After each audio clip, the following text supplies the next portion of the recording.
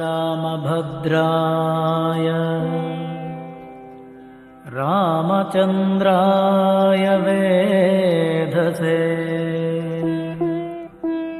रघुनाथाय नाथाय सीताया पतये नमः।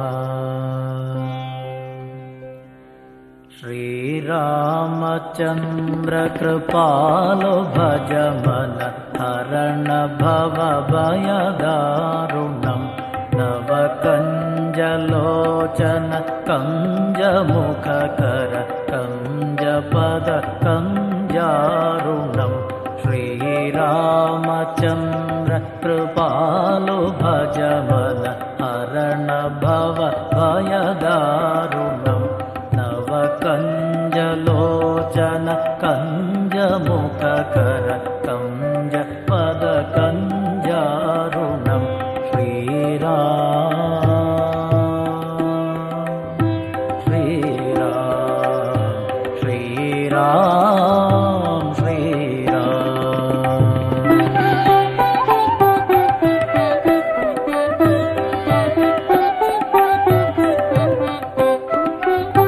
कंदर्प अगणित अमित छविनव नील नीरद सुंदरम कंदर्प अगणित अमित छविनव नील नीरद सुंदरम वटपीतमानहु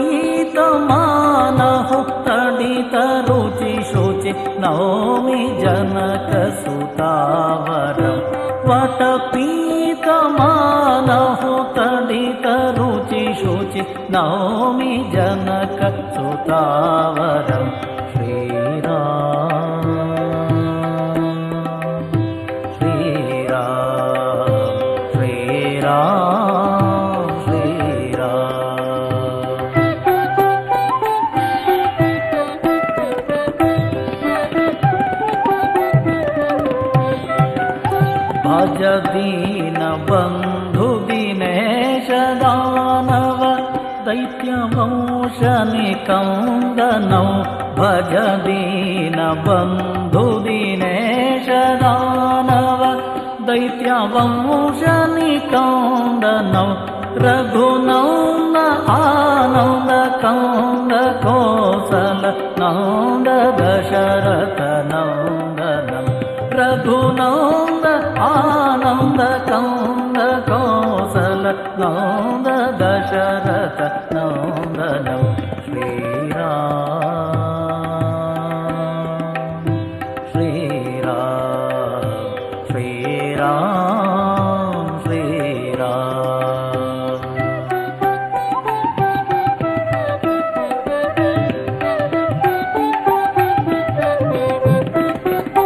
शिरमुकुट कुंडल तिलक चारु उदारु अंग विभूषणं शिरमुकुट कुंडल तिलक चारु उदारु अंग विभूषणं आजानुभुज शर चापधर संग्रामजित खर दूषणम् आजानुभुज शर चापधर संग्रामजित खर दूषणम् श्रीराम श्रीराम श्रीराम श्रीराम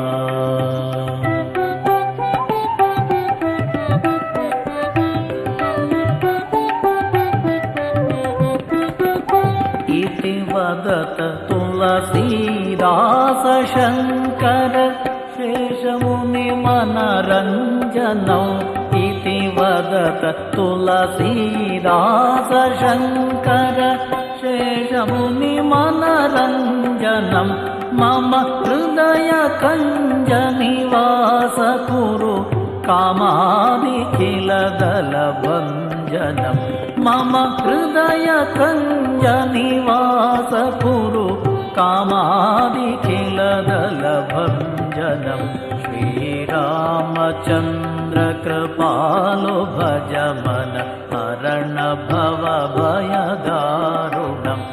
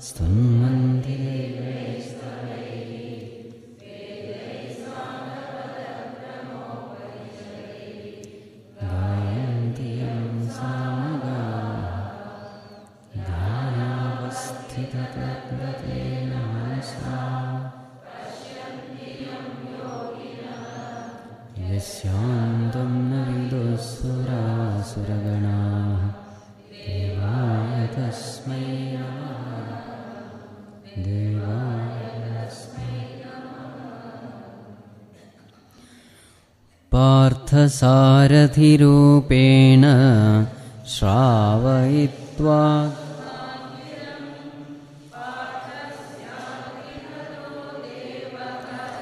कृपामूर्तिः स पातु नः. Let us chant from verse 18 together. Page 44.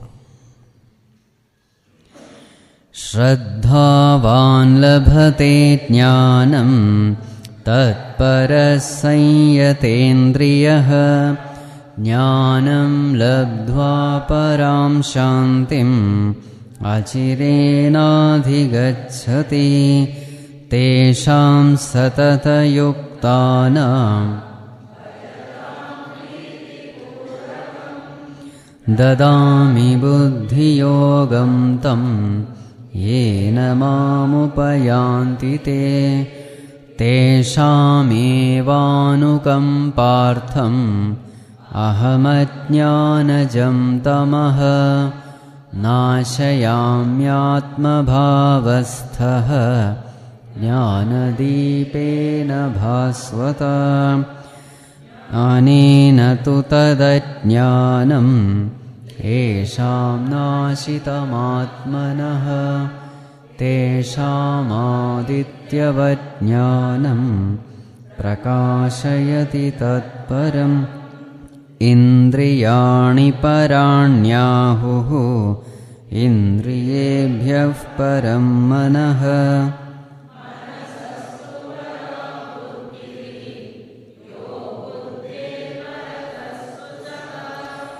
एवं बुद्धिः परं बुद्ध्वा संस्तभ्यात्मानमात्मना जहि शत्रुं महाबाहो कामरूपं दुरासदम्. So Bhagavan says, whether you need to have jnana yogyata prapti or jnana prapti. The source is only one. The source is the Supreme Lord. Bhagavan alone can guide you in Chitta Shuddhi as well as Jnana Prapti. So this much we have seen. Now let us move forward. Verse number 24, page 56. Yathai-dhamsi samidhognihi bhasmasat kurute Arjuna jnanagni sarvakarmani bhasmasat kurute tatha yathai-dhamsi samidhognihi bhasmasat kurute Arjuna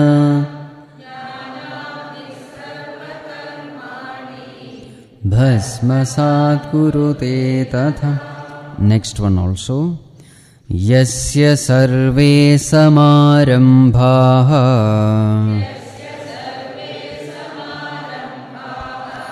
kama sankalpa varjitaha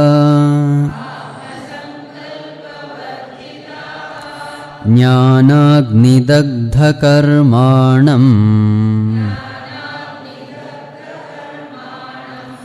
tamahuh panditam buddhaha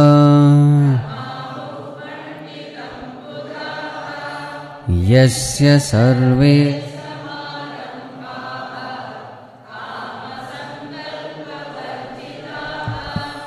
jnanagni sarve.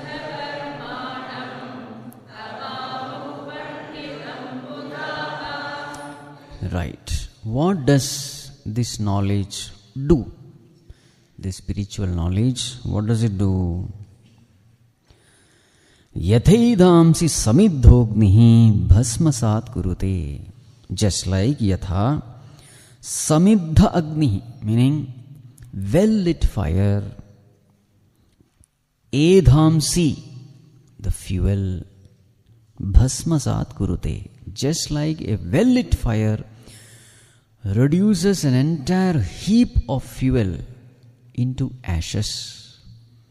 In the same way, jnanagni sarvakarmani bhasmasat kurute. In the same way, the fire of knowledge reduces the entire heap of action, sarvakarmani, all actions, into ashes. So just like fire reduces fuel into ashes, in the same way, jnana reduces karmas into ashes. Yasya sarve samarambhaha kamasankalpa varjitaha. Such a person, in whose undertakings it is free from kama and sankalpa, desires. His actions are free from desires. Such a person, what is his name? Jnanagni dagdha karmanam tamahu panditam buddhaha. Such a person in whom the actions have been burnt by the fire of knowledge. Such a person is called Pandita by the wise people. Wise people call such a person Pandita. So how is it Jnani defined? Jnani is described as a person in whom all the actions have been burnt by the fire of knowledge. Now this is the same topic which we had discussed in the morning also. What was the term? Bhutam bhavicha pradahata. Bhutam bhavicha dushkritam pradahata samminmaye pavake. Same topic has come. the one who has burnt all his actions in the fire of knowledge. Means what? Even when he performs actions, really speaking from his standpoint, he doesn't perform any action. Naiva kinchit karomiti yukto manyeta tatved. Even when he performs actions at the body level, the mind level, intellect level, as far as he is concerned, external world sees him to be performing actions, but as far as he is concerned, he is very clear. What is the clarity? I don't do anything. Why he feels so? See, there are two things. One side there is consciousness, the other side there is BMI. Where does the action take place? At the BMI. So on one side you have actionless consciousness, on the other side you have actionful BMI. So what will be your experience? Your experience will depend upon where your identification is. If your identification is with the actionful BMI, you will feel as though you are the actor, meaning performer of action. Property of the body is to perform action. If your identification is with the body, you will feel as though you are performing action. You become a karta. You don't become a karta, you feel as though you are a karta. Because your identification is with body, action is the property of the body. So therefore, since identification is with the body, properties of the body become your property. Now what is the property of the body? Action is the property. You feel I am acting. But where is a jnani's identification? Jnani's identification is not at the BMI. His identification is at the consciousness level. Now what is the property of consciousness? It is actionless. So if actionlessness is the property of consciousness, when I identify with consciousness, what should be my experience?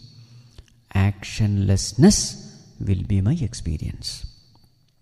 So this experience of actionlessness, even when the body is acting, actionlessness doesn't mean not performing action. Actionlessness means identifying with consciousness which is actionless. So at the body level actions are going on. But what is the experience of a jnani? I am actionless. So this state of actionlessness is described as burning all actions in the fire of knowledge. So as far as a jnani is concerned, he is not doing anything. At the physical level, he may be doing so many things.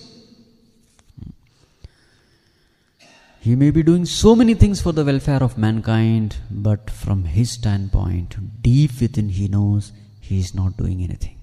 Then who is he? I am just a witness who is witnessing or in whose presence action is happening. I am that consciousness in whose presence actions are happening. I am not doing anything. So this is figuratively put as all actions burnt in the fire of knowledge. So there is no sanchita karma, there is no agami, there is no prarabdha also. Though others may think that prarabdha is being exhausted, for him there is no karma. He becomes akarta. That is what is described. So even when he performs action, there is no kama, there is no sankalpa. Actions are going on. In the language of devotion, how do we put it? He perfectly knows that he is an instrument of the Lord. I am a mere instrument, O Lord, you are the doer. This is the language of devotion. In the language of knowledge, we say, this jnani knows I am a non-doer. So this is the result of knowledge. Now the entire journey of a realized saint is put in one verse. Let us chant verse number 26. Kama krodha viyuktanam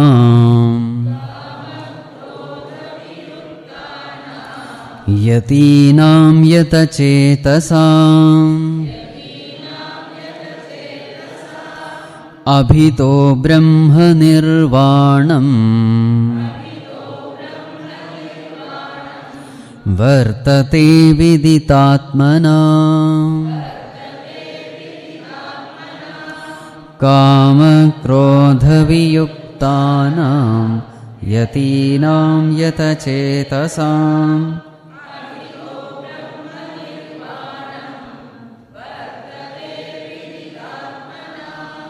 Yes. So where do the journey start from? The first term, kama krodha viyuktānām.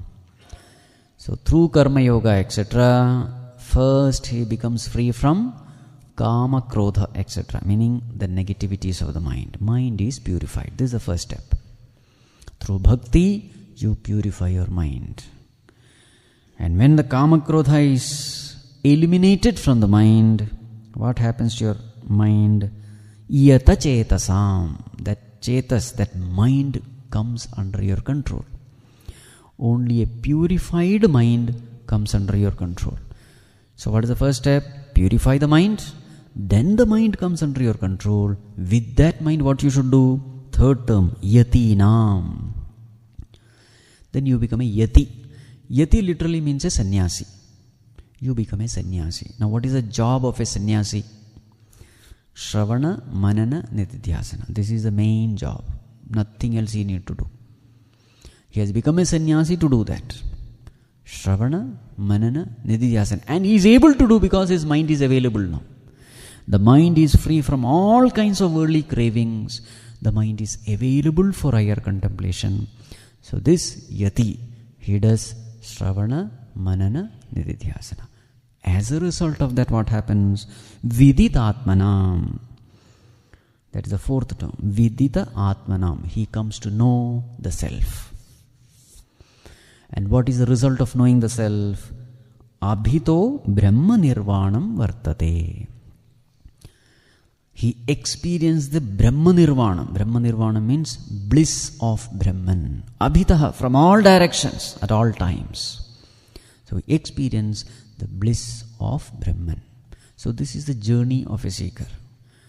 Purify the mind, make it free from kama krodha. That mind becomes under your control. Once the mind is to a great extent free from extroverted tendencies, that mind is available for Shravana Manana Nididhyāsana. With that, you come to know the self, and by knowing the self, you experience infinite bliss. This is the whole journey. Now the next two verses is how to do that final Nididhyāsanam. Verse number 27, 28. Shanai shanairuparamid buddhya dhruti grihitaya atma samstham manah krutva na kinchidapi chintayet. Shanai shanairuparamid buddhya dhruti grihitaya atma samstham manah krutva na kinchitapi chintayet. Yato yato nischarati manaschancalamassthiram tatastato niyamyetat atmanyeva vasham nayet. Yato yato nischarati manaschancalamassthiram tatastato niyamyetat. Yes, this is the ultimate sadhana, which we call as Nididhyāsana. What is Nididhyāsana? This is the one. So now it is assumed that Shravana is over, manana also is over. So through Sādhanā you have understood the essence of the scriptures, the message of the scriptures. You are very clear. Through manana all your doubts are also removed. Now you do the Nididhyāsanā. So how to do? Shanaihi shanaihi uparamet. Slowly, slowly withdraw. What you should withdraw? Manaha uparamet. Mind has to be withdrawn. So from where it has to be withdrawn? Of course, from the world of objects. How to withdraw it? With the help of buddhi. What kind of buddhi? Buddhya dhruti grihitaya. A buddhi which is well convinced. A buddhi which is free from all kinds of doubts. And therefore that buddhi is a very, very strong buddhi. What strengthens the intellect? Knowledge strengthens the intellect. Doubtless knowledge even further strengthens the intellect. So what is the strength of the intellect? Doubtless conviction. That is the strength of the intellect. With that strong intellect, now you have to withdraw the mind. If you don't have a doubtless conviction, what happens to the intellect?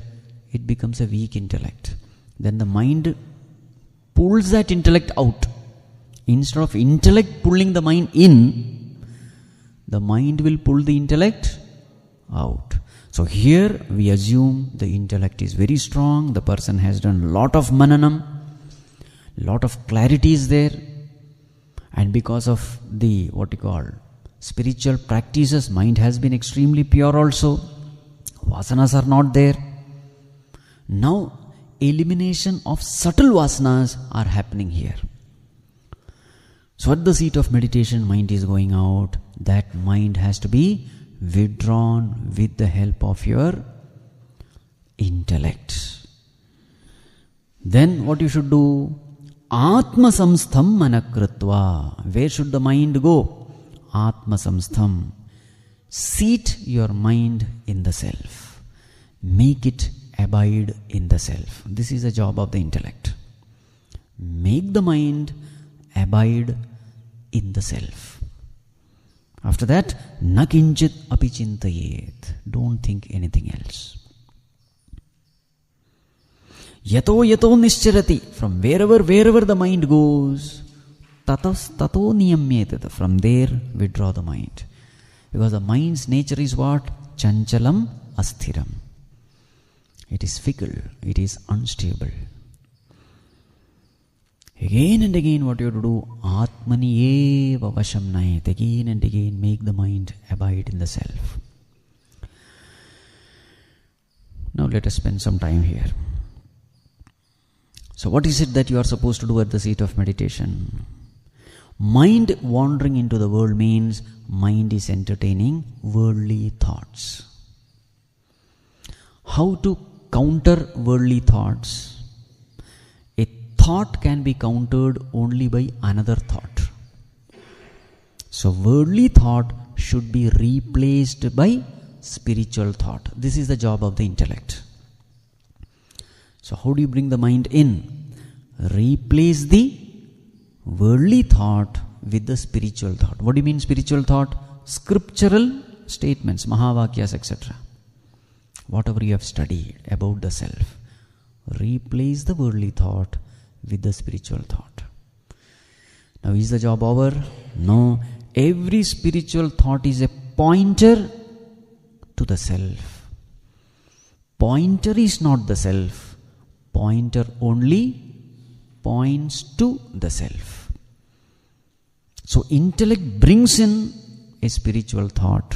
The spiritual thought becomes a diving board for the mind to dive into the self. Are you able to understand? The spiritual thought destroys the worldly thought. Now, what will be the spiritual thought pointing to? It will be pointing towards the self. Now, do you need a thought to experience self? Do you need a thought to experience self? No, it is consciousness. I don't need a thought to experience consciousness. But I need a thought to take me to consciousness. The job of a spiritual thought is only to take me from the thought to the thoughtless consciousness. Meaning, help me pay attention to consciousness. This is the job of the spiritual thought. Are you able to understand? So from the spiritual thought, then I go to consciousness. After that, the thought is not necessary. Then what happens? The spiritual thought also drops down. What remains? Only abidance in the self remain.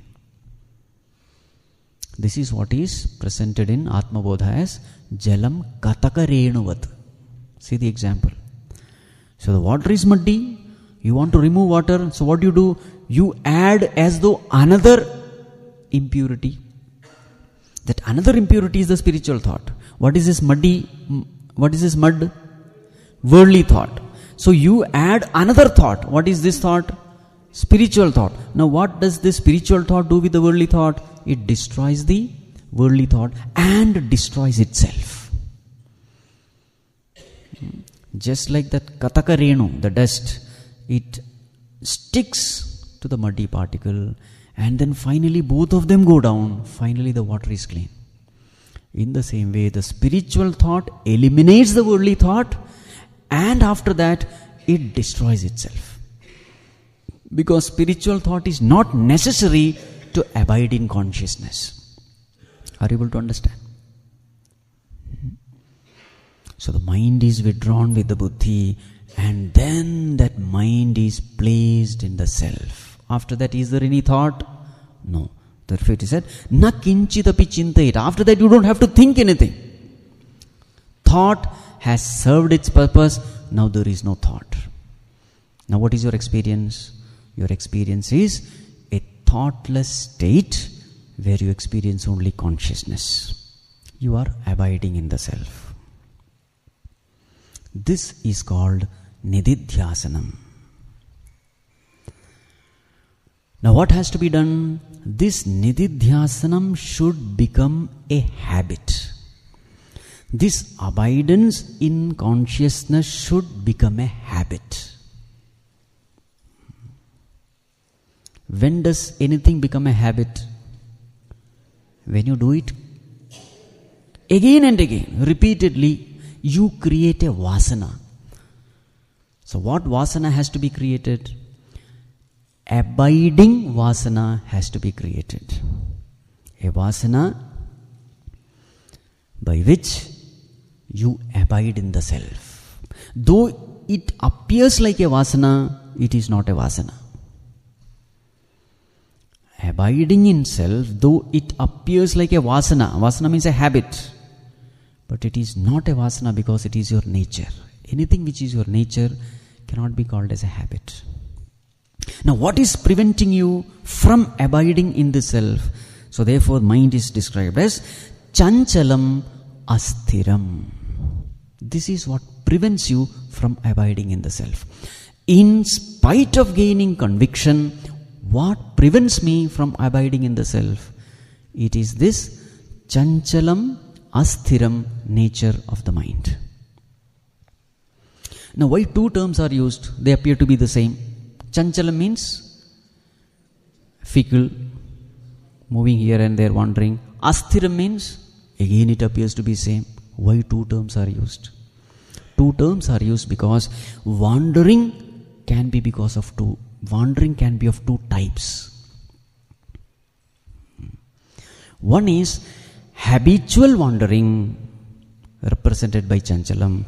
The other is addictive wandering. One is habitual wandering, represented by the term chanchalam. The other is addictive wandering. Now let me explain what it is. When mind is wandering out of habit, what do you mean out of habit? You have trained the mind to wander. So now wandering has become its habit. To give an example, after watching a movie for 3 hours, after that switch off the TV and close your eyes, what do you find?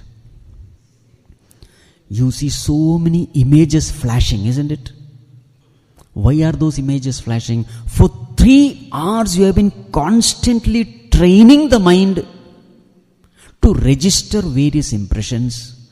So even when you stop the external impression, the internal impressions which are registered, they appear. Now what is happening? Mind is still wandering. What does this mind do, by the way? Mind is a device which stores an external information in the form of thought. A photo is there, a picture is there, some scene is there. It stores inside in the form of thought. Just like a digital device stores a photo or an image in the form of digital information. What is digital information? Ones and zeros. Those who know. What is 1 and 0? High volt and low volt. A digital device is a device which know only 2 things. 1 and 0. So entire picture, as far as a digital camera is concerned, the entire picture of a flower is nothing but 1 and 0. Is nothing but high volt and low volt. In the same way, as far as the mind is concerned, the entire image, whatever it is exposed to it, it is nothing but thoughts. So what does this mind do? It converts the external image into thoughts and stores it. So external image is registered inside in the form of thoughts. Now if suppose you are constantly changing the external image, mind has an extra duty of constantly converting the scene into thought and storing it, and it has to go on and on and on. Because every time you are exposing some new scenes. Like for example, you are seeing a movie. What are you doing? New scenes are constantly be exposed. So therefore, mind has to work hard to register it and then store it, keep it aside, again register the new image, store it, keep it aside, again register. Now what are you doing? You are training the mind in constantly storing images which are so frequently exposed to it. So slowly, now this is called as wandering mind. So when you close your eyes, what do you see after seeing the movie? You see so many images. Whichever image has deeper impressions, they come out. What I am trying to explain is the wandering nature of the mind. Now this is called as habitual wandering. If you train your mind to wander, its habit will become to wander. This is one kind of wandering. The second kind is addictive wandering. It is wandering to some place because it is attached to it. There is an addiction involved. For example, a chain smoker, when he doesn't get the cigarette, where will the mind go? It will go to the cigarette. Why is it going? Now the mind is wandering. Why is it wandering? Because it is attached, it goes there. Because there is addiction, it goes there. Are you able to understand the difference? Wandering due to habit, wandering due to addiction. Now how to remove this wandering due to habit? There is no other way. You have to create a new habit, not to wander. This is called as Chitta Ekagrata. So along with Chitta Shuddhi, you must cultivate Chitta Ekagrata also. It is possible that there is Chitta Shuddhi, but it's also possible along with Chitta Shuddhi you don't have Chitta Ekagrata. They are two different things. It is not necessary that if you have Chitta Shuddhi, Chitta Ekagrata must be there. Not necessary. The best thing is a child. Best example. Child has Chitta Shuddhi, but where is Chitta Ekagrata? Not there. So how to develop Chitta Ekagrata? So we say, take something focus on it constantly. Trataka, etc. they do. Constantly looking at one place. Now what are you doing? Only one image is exposed to the mind. So now the mind is trained to register only one image for a long time. So you will find you just do this Trataka for 10 minutes, your mind is quiet. The mind is trained not to wander. That should become its habit. Not wandering should become its habit. Able to follow?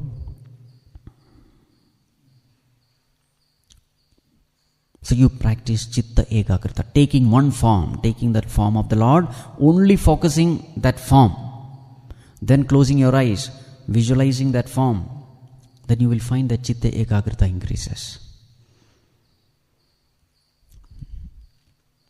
Habitual wandering has to be stopped by creating another habit of not allowing the mind to wander. Now the next is addictive wandering. What is the solution for that? Mind is wandering because of addiction. What is the solution? There is only one solution: develop vairagya.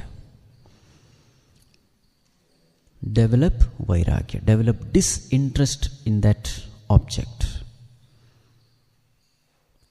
Attachment forces the mind to wander. Detachment helps the mind not to wander into those fields. Mind is not stuck in the pit of that addictive object. So this way you prevent your mind from wandering. Now when you are meditating upon the self, both the types of wandering goes away. The self is only one, it is the observer, so there is only one entity. So the mind has no choice but to meditate upon the self. There are no too many entities, so the wandering habit stops. The self is of the nature of bliss. So therefore, since the bliss of the self is much, much higher than the happiness derived from the worldly object, so the mind experiences a higher happiness in the self than from the worldly object, addiction also goes away. Why is the mind addicted to the sense objects? Mind is addicted because the mind thinks happiness is there.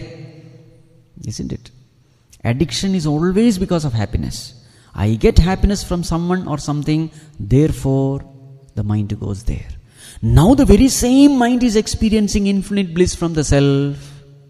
So will that mind which has been exposed to a higher happiness, will that mind goes toward an object which gives lower happiness? No. Addiction also stops. So, wandering out of habit also stops. Wandering out of addiction also stops. In short, wandering stops. Now where does the mind do then? What does the mind do then? It abides in the self.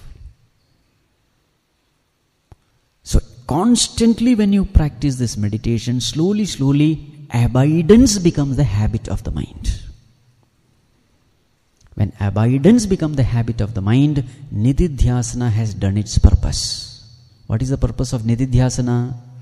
Vāsanā nivrittihi.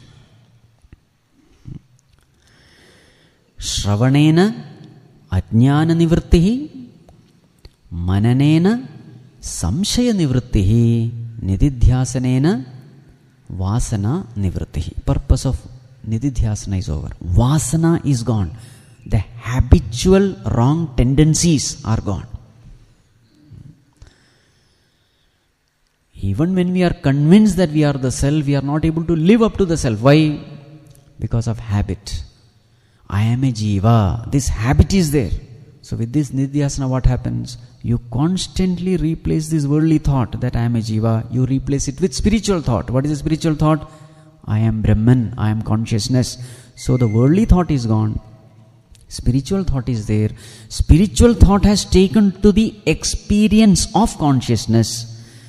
The experience of consciousness puts an end to spiritual thought, to the worldly thought, and now the mind is habituated in abiding in the self. And once this is attained, the purpose of sadhana is over.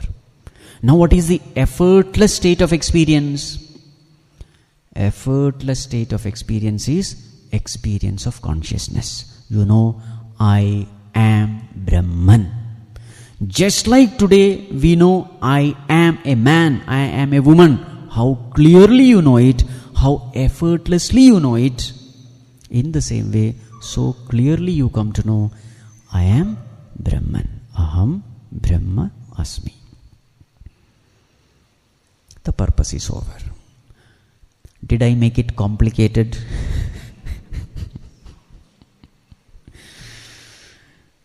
So the whole sadhana is described in the next verse again. Let us chant verse number 29. Yatendriya mano buddhihi munir moksha parayanaha vigatecha bhaya krodha Yas sada mukta eva saha Yatendriya mano buddhihi munir moksha parayanaha vigatecha bhaya krodha. Yes, so here again the journey of a seeker. What is it? Vigata ichha bhaya krodha. Freedom from ichha. Ichha is nothing but kama. Ichha bhaya krodha. Free from that. Gained through karma yoga. Gained through the purity of mind.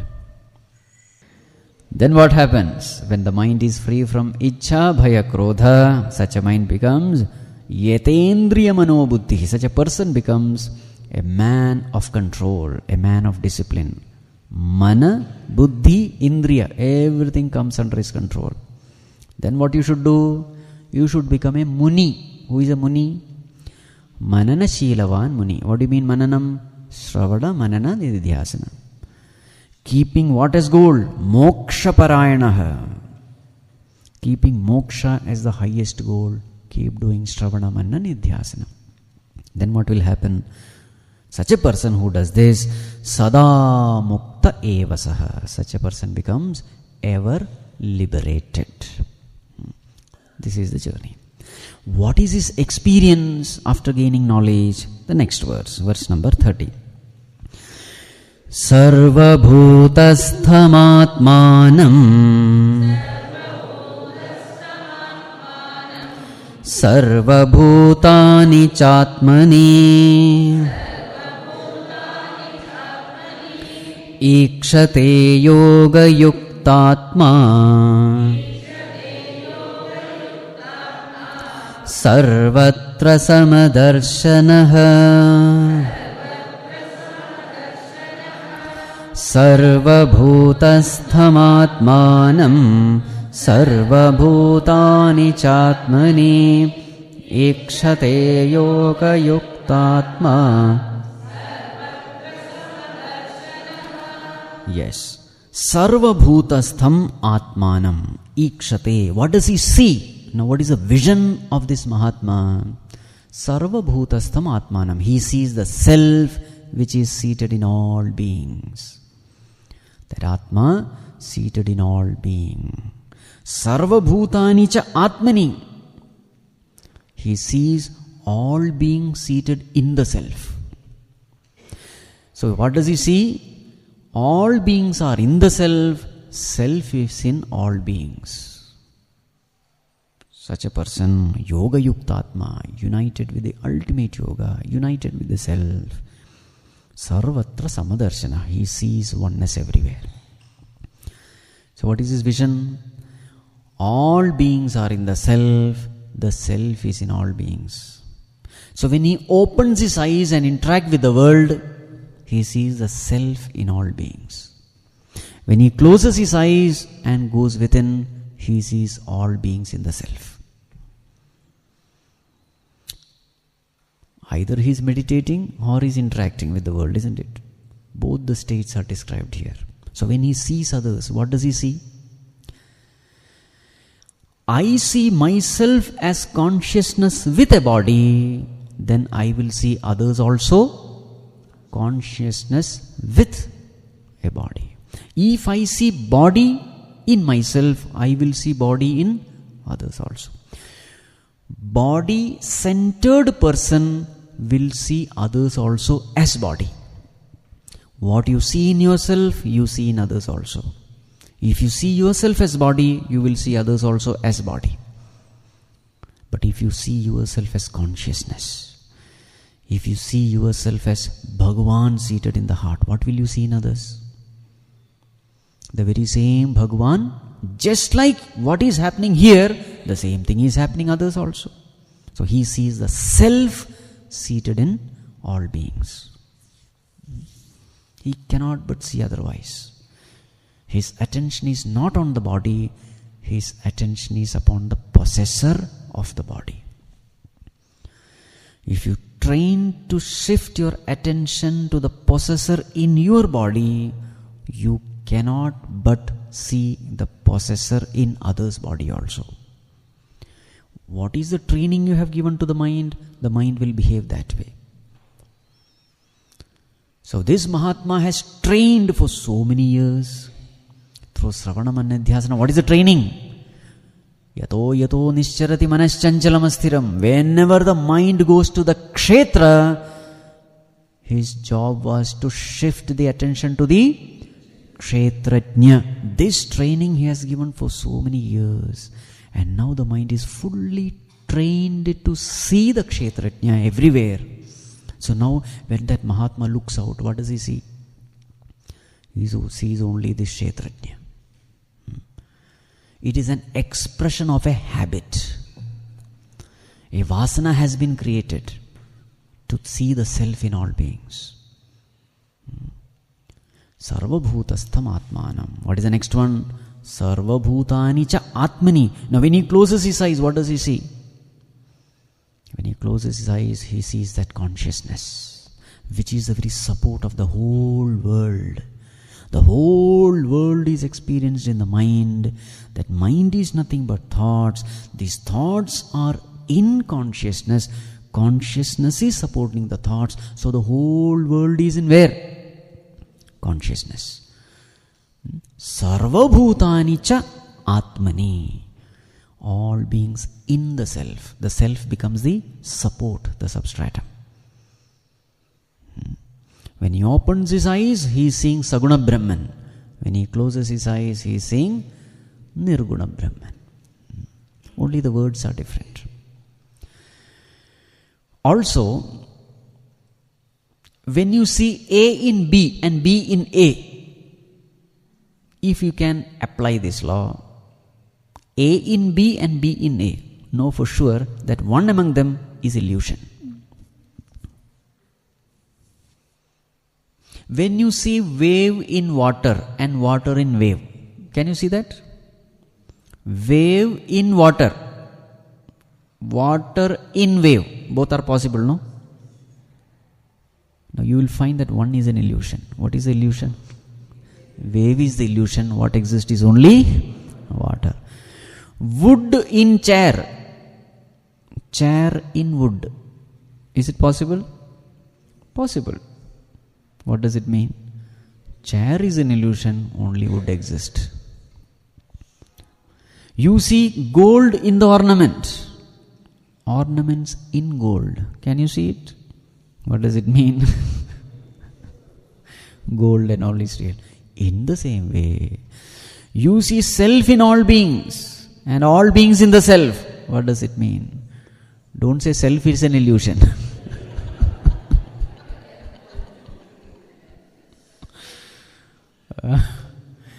What is an illusion? All beings are illusion. It is only a name and form which has to be discarded. The reality is only the self. And thus, sarvatra samadarshanaha is only one. Vision of oneness.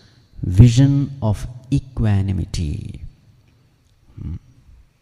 He lives in the self, he becomes the self. And even when the body is dropped, nothing much happens to him. Will his experience change when the body is dropped? While living, what was his experience? Consciousness. After death, what will be his experience? Consciousness. Because presence or absence of the body doesn't make any difference to him. Because his attention is not on the kshetra, his attention is upon the kshetrajna. Kshetrajna is even when the body is. Kshetrajna is even when the body is not. Experience continues. For the external world, oh, he has attained Mahasamadhi or whatever. That is for the external world. As far as he is concerned, his existence continues. Clear? Yeah. Now the very big question about the seekers. Bhagavan, it appears that these advanced seekers are all the time busy within themselves. Correct? All the time watching their mind, bringing the mind within, abiding the self. At the physical level, they appear to do nothing. Now the question is, what about their physical needs? All the time, if this fellow is introverted, looking within, now he will have worldly responsibilities. Body has to be fed. Responsibilities are there. In the society, he will have so many roles, etc. How will he maintain himself? See the next verse. Ananyaschintayanto mam ye jana paryupasate tesham nityabhiyuktanam yogakshemam vahamyaham ananyaschintayanto mam ye jana paryupasate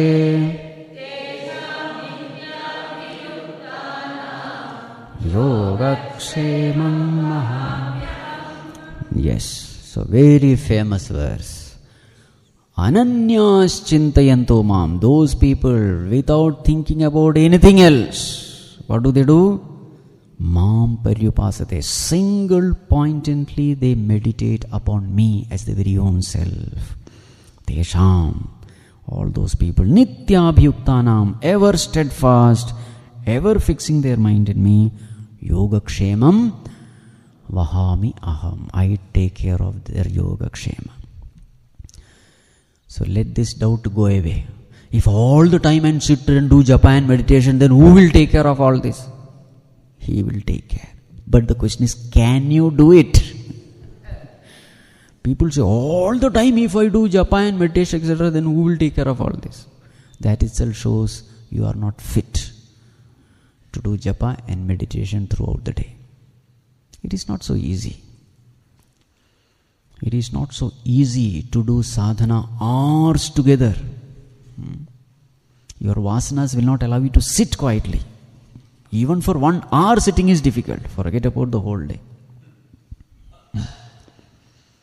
But if there is some sadhaka who has prepared himself to such an extent that hours together he is able to fix, Bhagavan says, he is highly advanced. Whatever he needs, I will provide. He need not run around in the world for the bodily needs. I provide such environment where all those things are taken care. Ramakrishna Paramsa beautifully gives an example. When the daughter-in-law is pregnant and the day of delivery is approaching, the mother-in-law slowly drops all her responsibilities. Isn't it? She is not given any responsibility. Why? Delivery date is nearing. In the same way, as a spiritual sadhaka advances in this path, he needs lot of time in solitude. He is doing a very subtle operation. Distraction should be minimum. He is most of the time looking within. So therefore, what does Bhagavan do? All the yoga kshema is taken. If you see, this verse literally happened in the life of Bhagavan Ramana Maharshi. Every verse is a verse of experience. Ramana Maharshi, when he was in that state, samadhi state, rodents, ants, etc. were eating his body. There's a time when he would just drop his body only. At that time, somebody would come, clothe him, bathe him, took care of him, fed him forcefully, so that the body is not left. See how Bhagavan is taking the yoga kshema. Of course, Ramana Bhagavan did not want his body, but the world wanted that body. See? So these are all words which are golden, written in golden letters, as they say. So when you advance in the path, don't worry about yoga kshema. Bhagavan will take care. But the question is, are you doing your sadhana seriously? This is the question. Foolish people say this. If I become all the time spiritual, then who will take care of the family, this, that, etc. Foolish people. As though they are taking care now. Even in an ignorant person, it is Bhagavan alone who is taking care. In our ignorance, we think we are taking care of our family. As you advance in spirituality, you will come to know all the time it is Bhagavan alone who is taking care of us. We are always in the lap of the Lord. The only thing is, an ignorant person doesn't know, a jnani knows it. That's the only difference. So therefore, don't reduce your sadhana in the name of worldly responsibilities. But don't become tamasik also in the name of sadhana. Sitting for meditation and sleeping. Then Bhagavan will whip you. Sadhana has to be done properly. Properly means what? You should be able to withdraw the mind with the help of the intellect. You should be able to succeed in fixing the mind in the self. If the success is seen, then go ahead. Don't worry about the worldly things. It will be taken care. Now Bhagavan says, why I take care of this devotee? Because he is nearest to me and dearest to me.